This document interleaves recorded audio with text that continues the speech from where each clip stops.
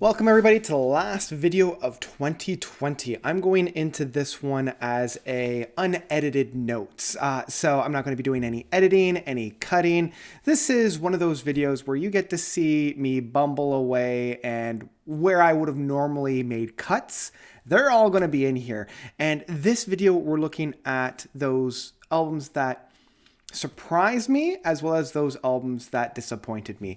I don't really like doing a top 10 worst albums because that's not really my jam. I'm not a big fan of dumping on albums that I don't like. So this is more of the disappointments, and I've left enough room here so that I can put the album cover here so you kind of know what we're talking about. Now, before we get into the actual album proper of 2020, I wanted to cover a few of those albums that I didn't have a chance to cover in my top 10 albums of 2020, or I guess top 20, because I did rapid fire my top 10, I guess, runner-ups. So, we had the top 10 runner-ups from 20 to 11, and then my top 10. But there were a number of albums that I had been introduced to within 2020 that actually came out years before, whether it was the previous year or just years in general. And the first up, I just wanted to touch upon these really quickly. A few soundtracks or scores, or sometimes even Broadway shows that I hadn't had a chance to really dive into. And in terms of scores and soundtracks, the one that really came to the forefront was Tales from the Loop. Now, this was one that actually came out this year, and I love the Philip Glass take on a lot of these Hans Zimmer-like feels. Similarly, Blue Planet 2 as well as Planet Earth 2, both of these soundtracks for the BBC nature documentaries, I found myself coming back to again and again and again. And if we are looking at Broadway musicals, I was listening a lot to Cats this year, both the movie soundtrack as well as the Broadway soundtrack. And I should preface that it's the London recording that I listened to and not the Broadway recording, because there's a few tracks off the London one that I liked more, specifically Mungo Jerry's and Rumpel Teaser. They sing it as a duet rather than a solo, and I really like that. So yeah, I listened to that. I also listened to Six, the original Broadway soundtrack, kind of paying homage to the Six Wives of King Henry VIII in a Spice Girls girl power kind of a way. Actually, I introduced that album to my buddy Travis on Quid Prog Quo, my podcast. So if you haven't listened to that yet, now's a perfect chance to do so. And finally, I also listened to Hadestown. Now, not necessarily the original Broadway recording, but the concept album that was released at that time. So those were some of the soundtracks that I had listened to. In terms of albums that came out last year, being 2019, that I was really digging, I finally listened to Keen, Cause and Effect. And I really found myself digging that one, as well as A Formal Horse. Here Comes a Man from the Council with a Flamethrower. Love those two albums. And in fact, if those two albums had been released this year, they would have easily made my top 10. Very, very easily. And the other one that I found myself returning to a lot is the Caretakers work of Everywhere at the End of Time. The big 6-hour Goliath, more of an art project rather than a musical album. I found myself returning to this album quite a bit throughout 2020. Whenever I was needing a cathartic release, I found myself coming back to this kind of noise experimental project. Really enjoyed those. So with those out of the way and kind of taken care of, I want to talk about some of the disappointments. And I've actually got 4 categories because I know that there's going to be a lot of people asking me where certain albums are within my enjoyment. So I've created 4 categories. I've got disappointments, meh, it was okay, and surprises. Now, some of these are going to be from my top 20 of 2020, but a lot of these are going to be outside of that scope. And a lot of the top 20s are actually going to be in the surprise, and they're going to be until the end. So I'm going to hold off on those for the end. First, we're going to talk about some of the disappointments of this year. There were a few, not as many as I thought, but there were still quite a few. And first up, I mean, if you needed to find a disappointment, look no further than the Tangents album of Auto Reconnaissance. After the promise, or at least the, I guess the opportunity that Andy and the boys took with Proxy, because I felt like Proxy was such a step up from Slow Rust of Forgotten Machines and The Music That Died Alone Part 2. I felt like, because those two albums, you know, Spark in the Ether and the Slow Rust of Forgotten Machines, I thought that they were just bland. They were retreading grounds that we had already heard before. I felt like Andy was almost scared to try something new. But then when we got to Proxy, I'm like, okay, we're getting a little bit more experimentation. We're getting a little bit more trying of new things. And I was excited. I was legitimately excited to hear what Auto Reconnaissance was going to sound like. Unfortunately, it just fell right back into that old trap that Andy Tellison and the boys find themselves in. It felt very much like Spark in the Ether and the Slow Rust of Forgotten Machines. And I returned to it maybe a handful of times, and each time I listened to it, I got more and more disappointed in what I was hearing. So, yeah, I was really disappointed with this work, and I really hope that the next one is a little bit better, because I know the Tangent can do so much better, and they have. They've done it with Le Trac de Travail, can't speak, as well as some of their earlier albums. Like their first 4 or 5 albums were just outstanding, and I really hope that we can get more of that style in later releases. Another one that actually really disappointed me was the Arion album of Transitus. And I really feel like Arjen Lucassen has found an expression of music that works for him. And he's become very comfortable in that, because this album at the end of the day feels very comfortable. I'm not feeling anything new. I'm not feeling anything exciting. There's no meaty hooks. There's no lasting impressions on it. I did like the gothic storyline that we had on here. I liked some of the presentations that we had on here, but it does feel very derivative of the music that we've had in the past discography. I like some of the new takes. Like, I like the fact that it's more of a rock opera. I like the fact that it's more story and plot heavy. And there is quite an emotional weight about some of the things that's going on in terms of the story.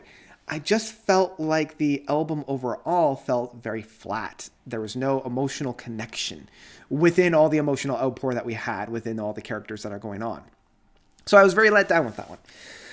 And another one that I was let down on, unfortunately, was Anubis's new album of Homeless, especially with such a stellar back catalog that Anubis has. Like, all of their albums up to this point, I have been thoroughly surprised on, and each one builds to something brilliant and beautiful. They were really staking a claim in modern neo-prog, and I know that's a little bit of a oxymoron in that sense, but I felt like they were doing something exciting, something new, something... I don't know, they were breathing new life into a neo-prog genre that had gone quite stagnant within the past, even 5 or 6 years. And unfortunately, I feel like Anubis really fell victim of a lot of bands that are in this point in their careers where they're slowing down, but they're tightening up their songs. There's very little longer stretches of music, and it just feels flat and lifeless to me. And unfortunately, I was a little bit disappointed with that. And another prime example of a band that did this year was the Pineapple Thief, Versions of the Truth. Now, Pineapple Thief has been doing this pretty much since All the Wars, and I haven't been connected really strongly to a Pineapple Thief album since probably Magnolia, and even then, it was only one song. All the albums that they've put out since All the Wars have left me wanting more, have left me feeling flat. And I didn't connect with this one at all. You know, I spun it a number of times, and it just felt like more things that we would heard from Your Wilderness and a number of other more modern albums from them. I know gone are the days of Tightly Unwound, Someone Here Is Missing, Variations of a Dream, all of those. I understand that that's behind them. I'm left with wanting more on a lot of these tracks. And another one that did that for me, unfortunately, was Hibernal's first album. It was the first album that I reviewed in 2020, and that was their album of Beyond. Now, I love Hibernal. I love Hibernal's presentation of music. I love that it's very electronic, trance, minimalistic, almost math rock with a storyline leading us through the whole album. The storyline for this one left me very lackluster. It didn't do anything for me. The big twist reveal at the end felt lame. There was no weight to it, and the music itself didn't add to the story. So it really left me on a sour note in that sense. And the last one I want to talk about in terms of disappointments, and it's a very slight disappointment, and that is the new King Gizzard's album of KG. I know that they're playing a little bit more in the sandbox of the microtones, very similar to Microtonal Banana, and in some respects, it's a sequel to that album. And I have to be honest, Microtonal Banana was my least favorite album of their 5-album dump that was in 2017. And it just didn't connect with me all that much. There were still a few tracks on that album that I still enjoyed, but the overall, I guess, lasting impression that I had with this album was derivative, lackluster, and repetitive. And for a band that has built their career, and one of the reasons why I keep turning back to King Gizzard for reinventing themselves, recontextualizing their music, always on the move, always on the go, never standing still, I felt like this did the opposite of all of those things. And it left me a little bit cold in that sense. It's still a good album, and that's why I kind of left it at the very end of all the disappointments, because it was a disappointment, but not in a big way that a lot of those other albums that I had mentioned were. So now we're going to go on to some of those albums that I've labeled as meh. They're not necessarily disappointments. They're just, I didn't really have a whole lot to say about them. And these next two groups of meh and it was okay were the hardest for me to review because there wasn't a whole lot for me to actually talk about. The first one that I know a lot of people were wondering about was Caligulas' Horse of Rise Radiant. I mean, this album was still great. It was still good. I don't know, there wasn't a whole lot for me to really dig my teeth into, especially after their last album. I really enjoyed their last album, and I thought they had some really meaty hooks to it, some long-lasting effects. But Rise Radiant just didn't quite do it for me, you know? Like, I really love their cover that they had on kind of like the bonus items, and I love what they were able to do with it, but the overall album proper just kind of left me wanting more. It left me a little on the cold side, if I'm being perfectly honest. Same with Novenas' 11th Hour. Now, this was a conglomeration of Slice the Cake and Ross Jennings from the Haken Project, and it's kind of marketed as a little bit of a super group. And this is their second outfit, and it was fine. And I think a lot of these albums in the meh category are going to get that it was fine. I just felt like it was too long. It was too overblown. I didn't really connect with the story at all. I felt like the spoken word aspects and the screaming didn't really lend itself very well to the overall musical presentation that it was delivering. And yeah, I think if they had shaved off maybe about 20 minutes, I would have been a little bit more on board and it would have seen more repeated listens. But as it was, it didn't really do anything for me. And that's why I just kind of left it as a meh rather than it was okay. And similarly to that was Catatonia's City Burials. I'm not a big fan of Catatonia. I don't really like that black death metal that they do. I feel like it's a strange kind of mellow outpour, very depressing, very melodramatic, and not necessarily in a cathartic way, in more of a everything sucks, bah, kind of. And I'm not a big fan of that musical expression. When done well, it can be done very well and enjoyable in a listening standpoint, but as it was, it just kind of fell flat for me. wasn't really for me. And similarly with Ulver, with their album of Flowers of Evil, especially coming off of such a great album that was The Assassination of Julius Caesar, which again, I loved. I just felt like it was kind of treading water. It didn't really go too far. It was trying to balance that 80s synthwave, new wave style of sounds with more modern approaches, and I don't know if they quite handled that as well as they have done in past albums. Same with, and now we're getting into more of the It's Alright albums, which was Pattern Seeking Animals, their album of Prehensile Tales. I actually found I dug this album quite a bit, more so than I think I'm letting on. But the thing that really drove me out of this album was some of those big epics turned out to be the weaker points of this album, which made me not want to come back to this album as much as I did. I like some of the tighter tracks on this, which is odd because, I mean, I just finished crapping all over Anubis and Pineapple Thief for this exact reason. But I like some of their tighter moments. I love their more fun and bouncy approach. And I love this expression that Spock's Beard was doing, seeing as these are the Island of Misfit Spock's Beard members. And I like their presentation. I just feel like they have more work to do to make a stellar album. And finally, this one's going to come as a shock to some people because I know that they were waiting for this as more of a surprise, but I was, in the end, a little bit let down with Wobbler's album, Dwellers of the Deep. I don't know, I had a lot of retro prog this year, coming from Carfagan, from Nectar, from Arabs in Aspect, and those were just the ones that came off the top of my head. There was a lot of retro prog this year, and I just found like Wobbler was more of the bottom of the barrel in terms of those other individuals. It was just kind of lost in the shuffle. Like if you had put Wobbler, Carfagan, Arabs in Aspect, and Nectar all together and shuffled all their music, I wouldn't have been able to tell you one from the other outside of my enjoyment factor of them. And unfortunately, I just felt like Wobbler didn't quite do it. Like the big epics of this album were fine, but it didn't really have too much of a lasting effect on me, if I'm being perfectly honest. So yeah, that's where Wobbler was for me. Now we're coming more into the it was all right or it was okay. These albums I found myself enjoying a little bit more, and I did find myself coming back to. The first one being Neil Morse's Sola Gratia. This album was good, but it did suffer from sequelitis, and it's Neil Morse to a T. I mean, if you had thought that, okay, so it's a sequel to Sola Scriptura, it's Neil Morse, whatever music you're thinking of, that's what's found on here.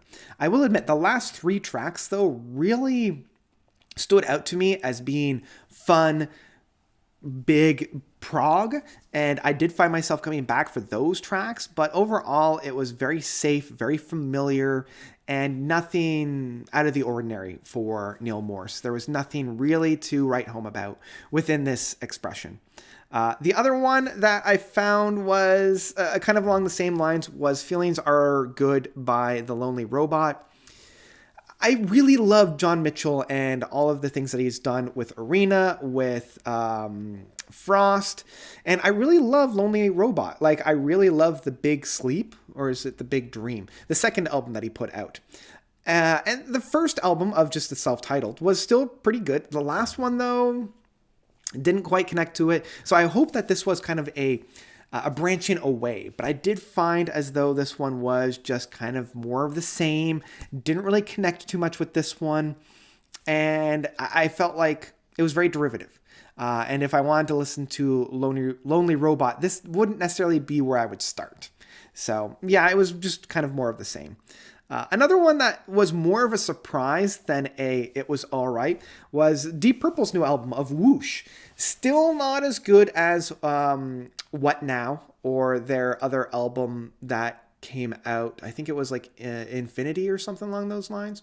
But it was still all right. I mean, it was basically just fun blues rock from a group of fellas that are definitely in their twilight years, but can still knock out a few good bangers every now and again. So that was all I really had to say about Deep Purple's Whoosh. Kind of rounding off this, we've got 3 other albums. The first one that I know a lot of people are going to be asking about was The Ocean of Phanerozonik 2. Now, after such a brilliant release of Phanerozonik 1, really loved that one. I found myself really diving into and loving that album. I love the deep metal. I just didn't find myself as excited on this release. So it was a little bit more of a disappointment, but the music that we found was still stellar, was still really good. So I ended up enjoying this one more so than some of those other albums that I've already mentioned. But coming off of such a brilliant album of Phanerozonik 1, it was a little bit of a drawback. Another one that was a little bit more of a surprise was actually Panther from Pain of Salvation, because I know a lot of people are going to be asking about that one. Now, from the get-go, I always have to preface that I'm not a big fan of Pain of Salvation. I appreciate them. I understand the appeal. I just find for me, they're a little too raw. They're more technical and less melodic. I'm not that big of a fan. Now, I still love Daniel Gilden-Lowe's guitar work and singing style. I'm just not a big fan. And what was the last one? The Passing Light of Day, I think, was their last album. It didn't really hit me all that much, but I really did enjoy Panther. I can't really say that I loved it, but I found myself enjoying it. I liked how more in your face it was, and I loved some of the concepts and themes about this, talking about invisible handicaps and not so normal and what is normal, and how people respond to those individuals. I mean, I grew up with dyslexia. I have, I guess, an invisible handicap myself, and not being able to properly express the frustrations that I felt when people just automatically assumed I was stupid, when I just couldn't properly articulate myself, or whenever I was trying to express or write down my ideas, they would come out in a jumble because my brain was basically working against me. So I found myself connecting with this album more so than I have almost any other album that Pain of Salvation had. I still wasn't a big fan of it because, as I mentioned before, I'm just not a big fan of their music, but it was still a good time. I found myself enjoying that. So it is more on the surprise side of things. And the last one that I know people are going to ask about that's not quite a surprise for me was Fish's album of Welsmirch. It was fine, but honestly, at the end of the day, it was one of the hardest albums for me to review because I didn't have a whole lot to say about it. As I was listening to it, I was like, yep, this is music. Sure is some music. So it was really hard because it was neither amazingly outstanding, nor was it grating or something that really turned me off. Like, I just didn't really have a whole lot to say about it. The music itself was fine. I found myself enjoying the music that was on it, but it just didn't really have too much of a lasting power outside of, what was it, The Flowers of Remembrance or something along those lines? I found myself really enjoying that, but it was just a lot of music that I didn't really have too much to say about it. It was fine. Okay. So coming into some of the surprises, these were some of the albums that really surprised me. Some of the ones I've already talked about a little bit in my top 10, but these were some that really surprised me. Like, I was really surprised. Wow, I'm just repeating myself now. First one up is the Flower Kings, their album of Islands. After Waiting for Miracles and the 2 albums that preceded it of Banks of Eden and Desolation Road, or I guess was it Desolation Road or Desolation Rose? Anyway, I found like what I loved about Flower Kings was no longer apparent and no longer a thing. So I kind of wrote them off, especially after Waiting for Miracles. Waiting for Miracles for me was just a massive dud. But I actually found myself really enjoying the music on Islands. I actually found myself returning to it more often than not. The only thing that I think it was missing and why it wasn't on my top 10 or even, it wasn't in my top 10, I needed an epic to really ground the album down. And this was one of the things I love about Flower Kings that they just haven't presented themselves within their past 2 albums. And even though this album is to be consumed as one piece, it felt like a collection of singles that had great ideas, but needed to be tightened up into more of like a 15, 20, or 30-minute epic. And that was the big thing for me.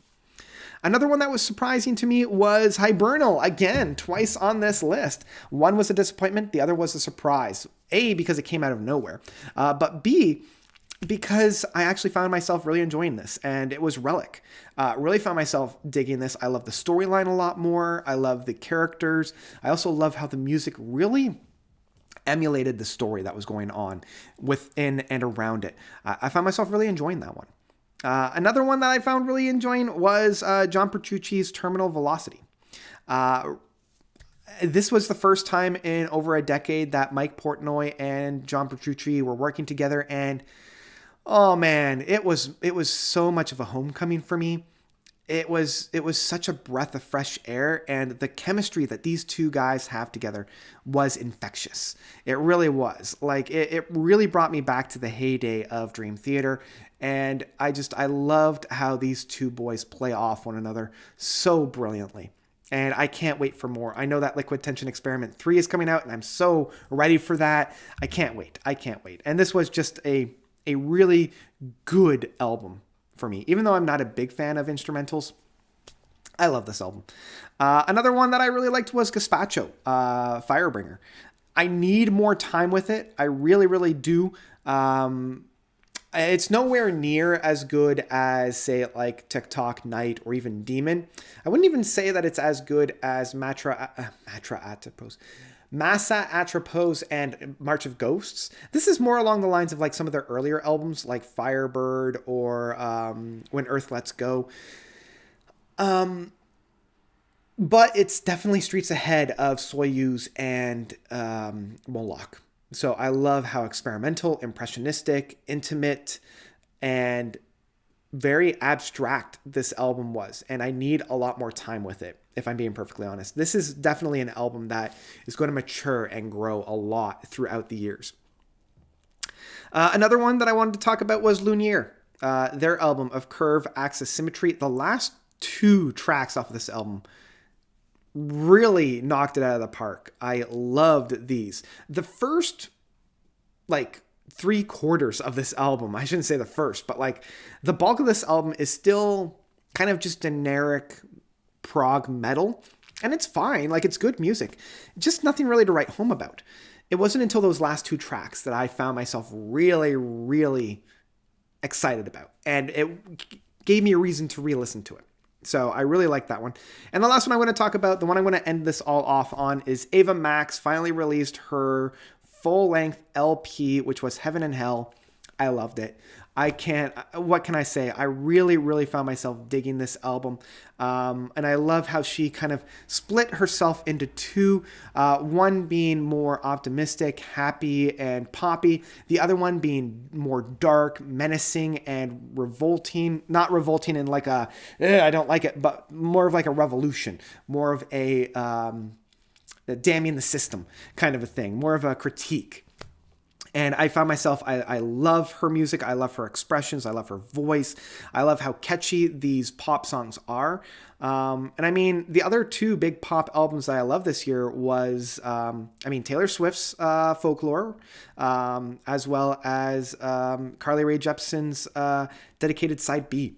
But Ava Max kind of came to the top of those three.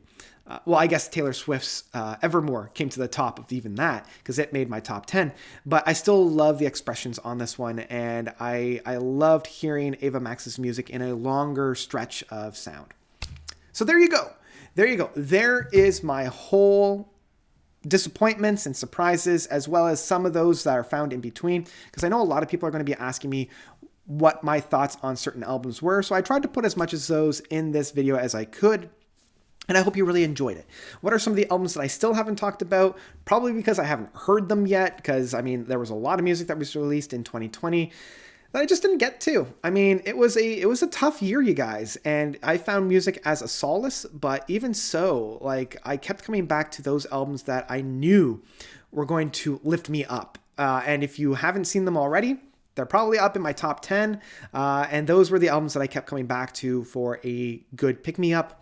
These were the albums that I had listened to that I just kind of meh. There's still quite a few that I missed. Check out my whole YouTube channel for any other albums that I may have missed throughout the year. They're all there. And let me know of any albums that I've missed, again, down below, because the first couple of weeks of January are my favorite because it gives me a chance to really sit down and listen to the music that I had missed that year prior. So yeah, that's about it. That's all I've got. Thank you guys so much for watching. I hope that 2021, it meets you a lot kinder than 2020 did. And I hope that 2020 instills in us this need to be kind to one another. I know coming into 2020, there was this big push of, what's the best way to put it? Because I've noticed this within the past, and I just want to spend just a quick second. There was an emphasis to put being right over an emphasis of being kind. And I really hope that 2021 makes us reevaluate this. And I hope that we put forth being kind as the first and foremost way of approaching people. And then entering in a dialogue, and not even with a objective of being right. Because I think that's part of the reason why we got to where we were. So be kind to one another, be pleasant to one another. Everybody is not having the best year. So let's hope that 2021 is met with kindness. That's my lasting kind of message for 2021. And I hope everybody has a kinder 2021. And that's all I've got. If you like what you see and you want to help support me, check out my Patreon. I left the link down below for you to do so. I've got different tiers for different things that you can get. And also check out my podcast, Quid Prog Quo. I've just released my final episode of the year. I had a great time talking to my buddy Matt O'Leary. So check that out. And yeah, that's about it. So yeah, thank you guys so much for watching. As always, as I mentioned in all of my videos, you guys are definitely the best. I mean, I've got one of the best fan bases around, and that's all you. That's all on you. So yeah, until 2021, this is Notes signing off from 2020. So for the last time in 2020, Notes out.